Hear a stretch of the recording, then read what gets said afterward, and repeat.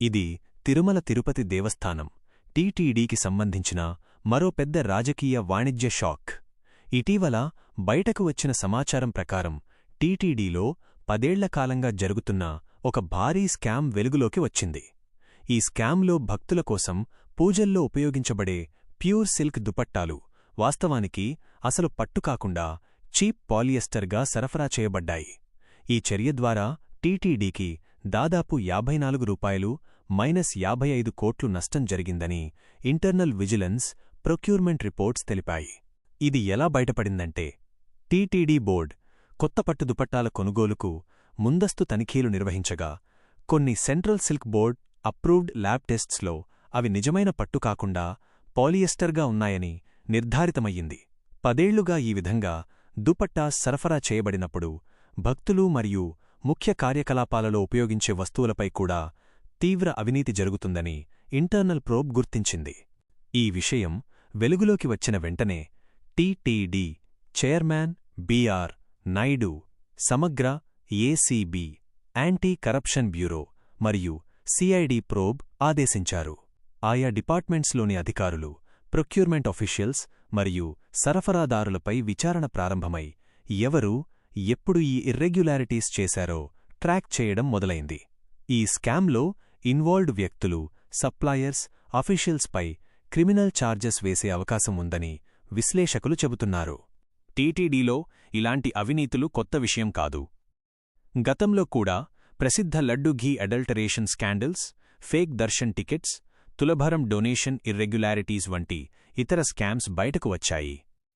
కానీ ఈసారి డెవోటీస్ కోసం ప్రత్యేకంగా ప్యూరిటీ మరియు క్వాలిటీతో సంబంధమున్న సిల్క్ దుపట్టాస్ సరఫరాలో మ్యాసివ్ ఫ్రాడ్ బయటపడటంతో భక్తులలో విశ్వాసం కొంచెం షేకనయ్యింది.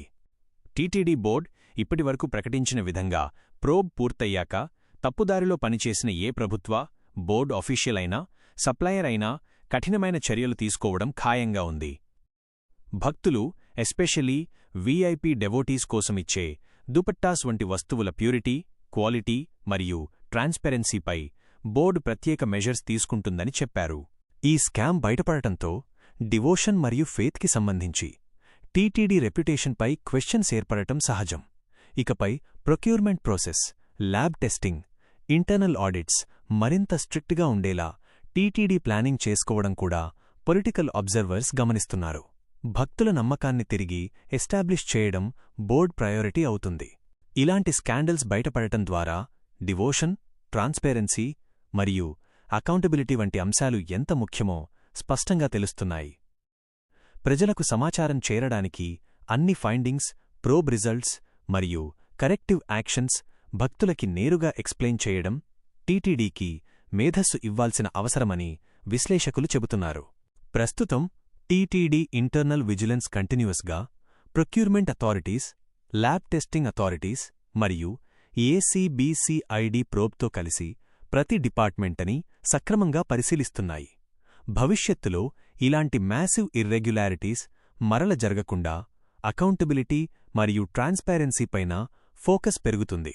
ఇది టీటీడీ రెప్యుటేషన్ మరియు డివోటీస్ ఫెయిత్ కోసం ఒక వేకప్ కాల్.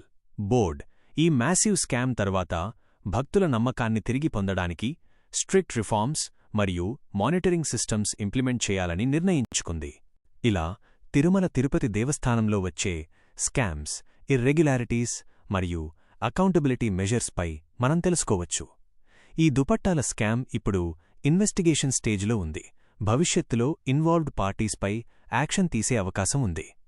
ఈ మ్యాసివ్ ఫ్రాడ్ కూడా భక్తుల విశ్వాసాన్ని ఇంపాక్ట్ చేసిందని, కానీ కరెక్టివ్ మెజర్స్ తీసుకుని టీటీడీ బోర్డ్ ఫెయిత్ రిస్టోర్ చేయడానికి కృషి చేస్తుంది.